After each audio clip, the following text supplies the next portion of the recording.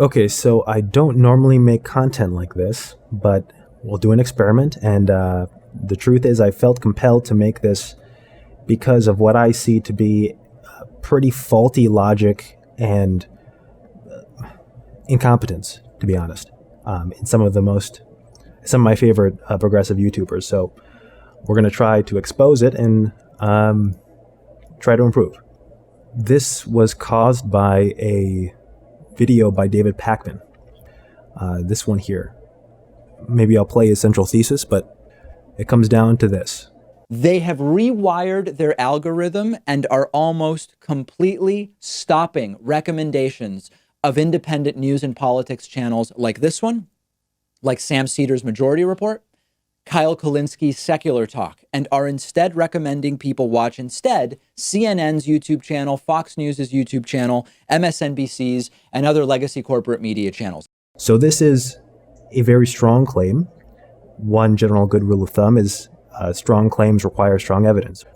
Okay, so I'll probably play the actual part that Pakman speaks about here, but he first starts with this graph. Okay, this is his graph of his YouTube views. The blue line is his subscribed views. The reddish line is his not subscribed views. So he makes the claim that this drop from a peak of about 7-8 million here to around here about 5 million in June is this incredible drop that must be the only logical explanation is censorship by the YouTube gods. There's a problem with that claim. First, I'm realizing I should probably explain why you should even listen to me. I have a channel of 315 subscribers, or maybe 314 now. So why listen to me for this sort of thing? Probably the main reason. Well, there's two main reasons. One is I am actually in a position to know about this sort of thing. I co-founded a channel that now has almost 1 million subscribers. I'm no longer part of that channel, but when I left, we had over 600,000 subscribers. And I'm just going to reveal what channel that is. It's not hard to find. It's on my like friends page or whatever on my YouTube page. It's this channel. It's a gaming channel, Treesicle. And so the point of me telling you this is that I probably know at least a little bit of what I'm talking about here. I've looked into this sort of thing. But more than that, because I'm not trying to make an argument from authority here, everything that I'm going to say here in this video is going to be backed up by evidence. Okay, so let's start with this first claim that this graph indicates censorship by the YouTube gods, and by the YouTube gods I mean the corporate overlords, the head of YouTube, which is Google. Okay, so we see the variance from about 8 million to 5 million in somewhere around 6 months, right? 6-7 months, December to June, right? So we go to, again, this is the channel that I used to be a part of. I'm still friends with these guys, very good friends actually. And let's take a look at their graph and see why that claim that he just made is false. There's a lot of variance. Basically what I'm saying here is that there's a lot of variance in the YouTube game. So check out these numbers. So here a peak a couple years back in July of 4.35 million. Then the next month, 2.23 million. Okay, a drop of almost half in 2 months. This is total views. This is not just subscribed or not subscribed views. This is total views. And as you can see, this is a very choppy graph. And if you look at anybody, we're going to look at other YouTubers' graphs in a little bit. If you look at any YouTuber, this is what their graph looks like. I mean, it might be trending up, trending down, but it's very choppy. There's lots of variance in the YouTube game, and it makes a lot of sense. It's a real-time marketplace with different trends, different topics that you're making. You're making a bunch of different kinds of videos. You're not making one single product that's the same every single month. So it makes sense that you'd have these spikes that occur if you have a video that launches or not. Right? So all this to say, this drop that we see here is completely normal. Let me say that again for dramatic effect. This entire graph, all of this, is completely normal in the YouTube game. Like this is how it works. Okay, this is not indicative of some massive censorship scheme. Okay, there might still be some censorship going on. Let's be a little bit charitable on his thesis, right? But at least this evidence point does not help him. This actually hurts his central claim of censorship, because this is a completely normal graph. I mean, just use your eyeballs. Okay, you don't have to be a YouTube scholar to understand this. Like this is very normal, right? It's very steady, and this is also okay. All I mean, slightly down. Remove this section because this is July and July is not complete yet. So just stop it here, right? Put a hand. Maybe I'll put a hand on the editing. Like just put a hand over there on July. This is a completely normal graph. In fact, it's barely declined at all from September to June, right? He had an uptick in December, and then he thinks that's the new normal. That's generally speaking silly. Okay, okay. Let's move on from the first graph. Hopefully that got my point across. Okay, let's revisit his central claim again. They have rewired their algorithm and are almost completely stopping recommendations of independent news and politics channels like this one by David Pakman, Majority Report, Secular Talk, and they're instead recommending CNN, MSNBC, Fox News, and other corporate media. That is the claim. Maybe I'll play it, the clip where this starts. But Pakman has a very specific time where he claims this occurs. He says that it starts on May 1st of this year, 2019. Is that on May 1st, something very specific happened. The David Pakman Show, Kyle Kulinski, Sam Seder. Now, I'm even including Steven Crowder here because I want to show you that this does not appear to be politically biased. All of the recommended views as a percentage of those days' news and politics recommendations dropped off a cliff, while at the exact same time, the recommended views for CNN's YouTube channel and MSNBC's and Fox News's increased. So what we would expect to see, if his central claim of what I just said is correct, and it started on May 1st of this year, we would expect after May, so including May and June, because July isn't in yet, we would expect both of those months to tank independent news and politics channels, and for May and June to skyrocket for MSNBC, CNN, Fox News, and the rest. That's what that is positing, right? That's what the theory is predicting, if the theory is correct, right? So let's check it out. So again, what we'd expect is this huge drop in May and June, and we'll look at the corporate media stuff later. But for now, this is David Pakman. What do we see?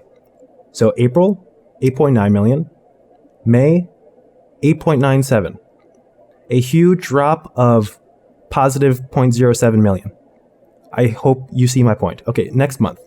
There is some drop in the next month, but 8.97 to 8.14, this isn't exactly some insurmountable drop or some incredible censorious drop.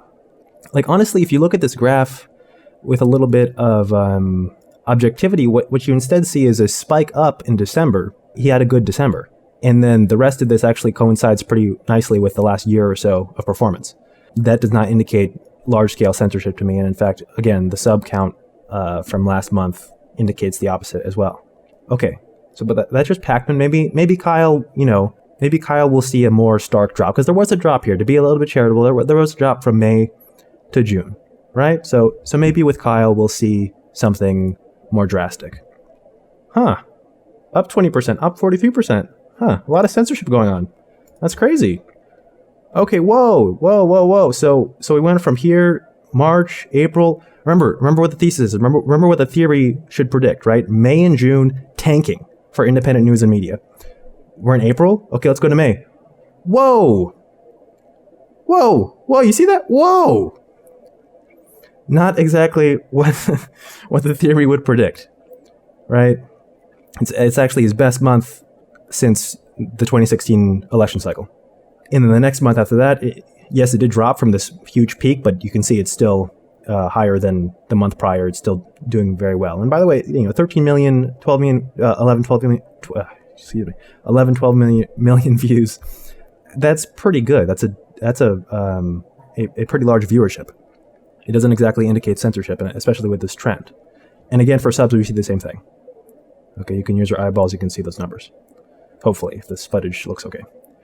By my count, 0 for 2 so far. Both Pakman and especially Kyle seem totally fine in the months of May and June. And in fact, I'm going to play this part of the video in Kyle's video where he says he didn't even notice any change in May, which I think is indicative of all of this, right? He was only alerted to this going on when Pakman told him about it. Maybe, this is a little harsh, but maybe it's all in Pakman's head. Now, listen, I'm not going to lie.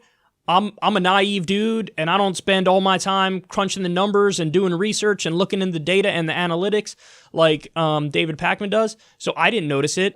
Sorry, I like Pakman overall, but I think he's just very wrong on this one. So to Pakman's credit, he also talks about not just progressive independent media, but also conservative independent media. So Steven Crowder, before I go to Steven Crowder's numbers, I just want to point out that even before all of this, like this May 1st central claim from Pakman, Steven Crowder is the epitome of the type of person that YouTube would want to censor. Okay, he's a conservative guy with a co-host named Not Gay Jared. Okay, he trolls, trans people and SJW type people. Okay, that's what he does. This is the exact opposite of what YouTube wants to support, right? I think we can all agree on that. So if there's anyone that should be censored by the YouTube gods, it should be Steven Crowder. If this theory has any merit at all, Steven Crowder should be getting crushed by this, not just in May and June, but throughout his entire history. Okay, so let's look at it. Let's look at the graph. Okay, again, I think we can agree that negative 24 million views in June was probably not accurate. So unfortunately, we're not going to have good numbers for views for June, but let's look at the rest of the graph. Not exactly what I would call suppression or censorship. That is a beautiful looking upward to the right graph with, are you seeing these numbers? 40 million? Remember what we saw with Kyle, the peak was like, 12-ish million. And this is Steven Crowder, the guy that if anybody, if YouTube would want to censor anybody, it would be Steven fucking Crowder. And yet this is the graph that we see.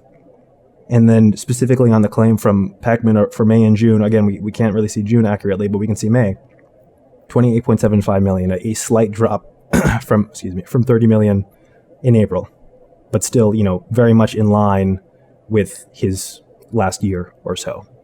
And in fact, in June, if this sub number is correct, it might or might not be. Again, like Social Blade is sometimes inaccurate in the short run for this. Usually it corrects itself after like a few days or so. But if the sub number is correct, then if anything, he got a boost in this past month in June. If we see a view number that coincides with this high sub count. So far, what have we seen? We've seen 0 for 3. Okay, what we should have seen for May and June for independent news and media, news and politics, is that views should have tanked, sub numbers should have tanked for Kyle, for Pakman, for Crowder. Yet we see, if not the opposite, close to the opposite. We're definitely not seeing a tank. Okay, and again, I point to Kyle. We're definitely not seeing a tank in May and June. I wish we had proper numbers in June for Crowder, so we can't say with certainty, but it seems very likely that we're not seeing anything close to a tank. That's strange. That doesn't really make sense. That doesn't really jive with Mr. Pakman's claim. Okay, so let's move on to the other side of his main thesis, which is that these views are going to from independent news and media to corporate media. So MSNBC, Fox News, CNN. Okay, so now we're at CNN. What we should see here is a huge spike in views for CNN and all the other mainstream media outlets in the months of May and June of 2019. Okay? Let's see. Wow. A huge spike in May and June that is still not as high as they were a year ago. What a huge... Wow, this definitely means suppression of independent news and media. Oh, and their sub numbers are lower than they've been in over a year.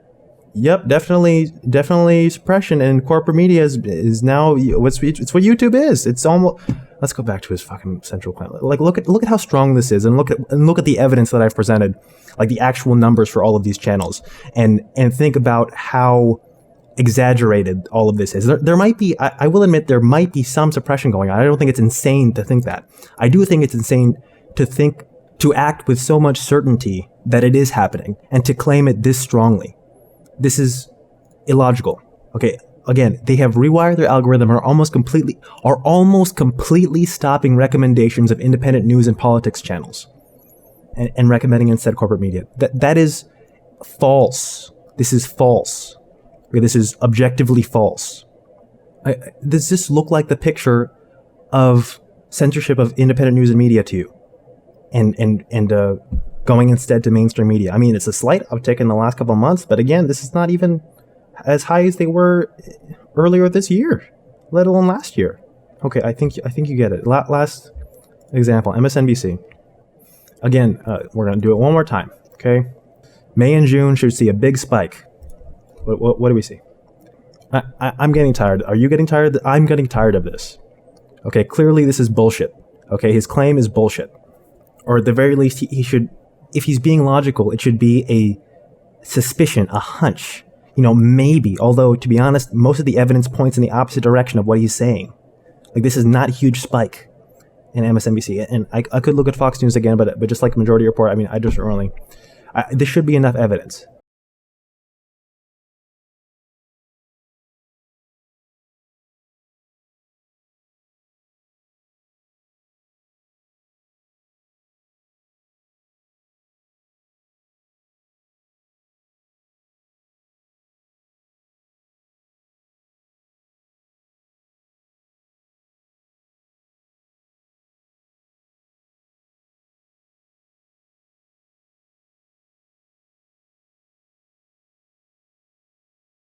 All right, so hopefully that was convincing enough, okay? But this video isn't going to be all doom and gloom, okay? If you look at my other content, I don't know, whatever. I'm not a fan of these mainstream media types. I want progressive independent media to win. I just am trying to. I don't like bullshit, and this. What I saw from Pakman and then from Kyle as well. Like I wasn't going to make a video until I saw Kyle release this video earlier today, basically just agreeing with Pakman. And they've been talking about this for months now, and I've been annoyed about them doing this for months because it's, like I said, illogical in my opinion. But I want them to win. So we're going to try to form all of this. Hopefully the argument was convincing, and we're going to push all of the energy, all the negative energy where they're wrong, they're stupid, they're wrong, they're stupid, they're wrong, they're stupid, and make it into a solution. Okay, what's actually going to work then? If all of that was bullshit, if there isn't actually YouTube suppression going on, or at least there isn't strong evidence for that at all, why is it that we see Pakman's numbers, dip sometimes, right? Why is it that we saw in his original graph, sub numbers were going up, but non-sub numbers were going down? And I think I have the solution. Okay, and this has been a mistake that I've seen in the strategy for both Pakman and Secular Talk for years now. And I've tried making comments about it. I don't know if they're actually reading that shit. I know Kyle doesn't. I don't know if Pakman does, but maybe this video will get to them somehow, or the details of this video, the argument from this video will get to them somehow. But it's really not that complicated once you look into it. Basically, it comes down to this article. Okay, this is a pretty old article. It's from 2016. This information has been out for a while. Like I said, I was part of that YouTube channel that I talked about before. We knew about this, and we're not that big. We were not that big. They're not that big. This should be common knowledge. Maybe not. Maybe I'm giving you some insider YouTube stuff. I'm not sure. But if you're taking YouTube seriously, you should know this, I think, or at least, I don't know. Now you know this. The main thing, and the phrase that I have highlighted here that I want to point to is view velocity. And this is the real reason, I think, or at least I think there's the most evidence for this, of why Pakman is seeing some of the things that he's seeing in his graphs, where he's not getting suggested as much as he used to, or as much as his sub numbers would indicate. We're going to focus on two concepts right here. And don't worry, they're not complicated. They're actually pretty darn simple. The first is view velocity. All right, don't get scared. It's not physics. All view velocity is the percentage of subscribers that watch your video in the first 24 hours or so. Okay, that's it. The percentage of subscribers that watch your video in the first 24, 48 hours, like in the first day or two. And you want this, of course, you want this number to be as high as possible. This is one of the numbers that YouTube doesn't really give you. But if you do some digging, like you go to this website, I'm not affiliated with this website whatsoever. But this is a good article. Then you know to maximize this, and this is the central phenomenon going on, I think, of why Pakman is getting fucked. Okay, in so much as he is. So to make this a simplified version, if view velocity is good, so say somewhere around 9-10%, something like this, then YouTube is much more likely to suggest your video, to do its magic, to put you on the right side of the screen and say, put you on suggested videos, put you on the homepage, all that stuff. If your view velocity is bad, like let's say less than 5%, it's much less likely for YouTube to suggest that video to other places on the platform. This is what I think is going on. Should we explain subburn, or should we go to Pakman's channel? Quickly, I'll read this. This data supports Matthew Patrick's theory, that's game theory for those in the know, that he outlined in this video, which I have up there, which suggests that if one of your videos is not clicked on by a large amount of subscribers, YouTube will not serve your next upload to a significant portion of your subscriber base. Will not serve your next upload to a significant portion of your subscriber base. This is subburn. This is subscriber burn, where someone subscribed to your channel and you no longer see their videos anymore, or the viewer no longer sees the channel's videos anymore for whatever reason. People are like, oh, why is this happening? Oh, it's censorship by YouTube. Oh no, they're killing independent media. No, this is how the algorithm works, because it's trying to maximize profit. And how do they maximize profit? They maximize profit by maximizing watch time. That's how they maximize profit in the long term. This is just a normal corporation. It's not evil. Okay, sometimes the corporations end up doing evil things because of the profit motive, but just understanding where they're coming from, that's it. You know, there's no cabal, there's no conspiracy. It's just them trying to maximize watch time. And if you have shitty view velocity, you get subburn, you get videos that don't get suggested by YouTube, and then you start seeing ghosts in the closet. Okay, you start seeing monsters in the closet that don't exist. Okay, so hopefully we understand view velocity, we understand subburn, we understand why that view velocity is bad, or having bad view velocity is bad. And now for the coup de grace, if you will. Let's go to Pakman's channel and see if there's anything that he's doing that is causing. Let's see if he's uploading videos with bad view velocity. Okay, that's it. Very simple. Videos that don't get clicked on by a large percentage of the subscriber base, at least like 9-10%, which for Pakman is going to be like 60,000. Yeah, something like that. Yeah. Okay. So, if you're a perceptive viewer, you probably already see one or two big outliers that clearly have terrible view velocity. So remember, in the first 24, 48 hours or so, this is all released in a day or two. We'll talk about his general channel strategy in a bit, but first just individual videos. So, to me, the obvious one is this one. Okay, he makes a video called Cryptoink, a blockchain-powered mobile game. He makes a standalone video for this on a political channel, on a progressive political channel. He makes a crypto game video. Look, I like crypto as much as the next guy, okay? I made a video about crypto. But for view velocity, this is fucking terrible. This is stupid. This is incredibly, incredibly stupid. And look at the views. 1.3K views in 2 days. So definitely we've reached the time period necessary to analyze view velocity. Less than 2,000 views, almost 1,000 views.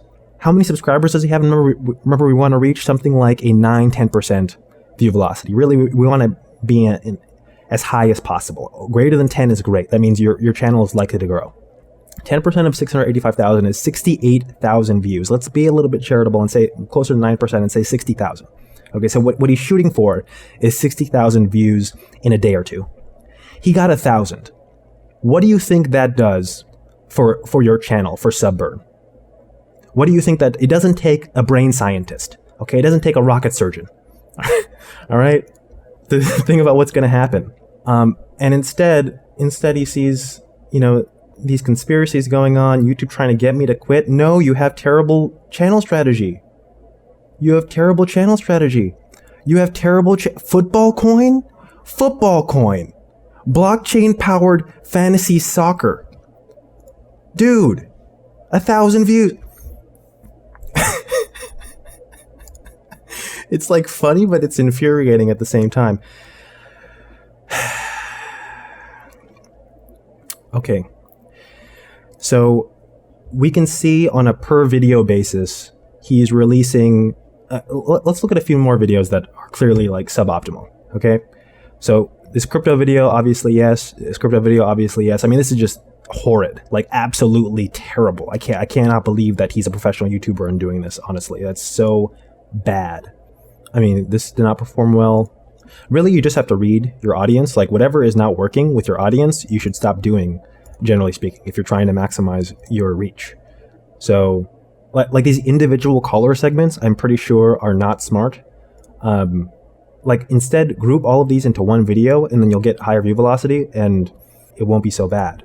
Caller, don't end the show. Less than 10K. Remember, we're aiming for 60K. 13K, caller video again, another caller video. 9K, another caller video. This one at least gets decent. So a number of videos here, not all of them caller videos, but a number of them very, very bad when it comes to view velocity. Okay, I think we're seeing the problem here. I hope we're seeing the problem here. Oh, actually, there's a bit more, but the first problem is stop releasing videos that you should know are going to get next to no views. Like, these are idiotic. These crypto ones are idiotic. Like, it's just true. Okay, I'm sorry. It's just true. And then these caller ones, you should also be careful with this, because clearly people are not clicking for just a random caller. You know, it's not as good as these standalone topics, right?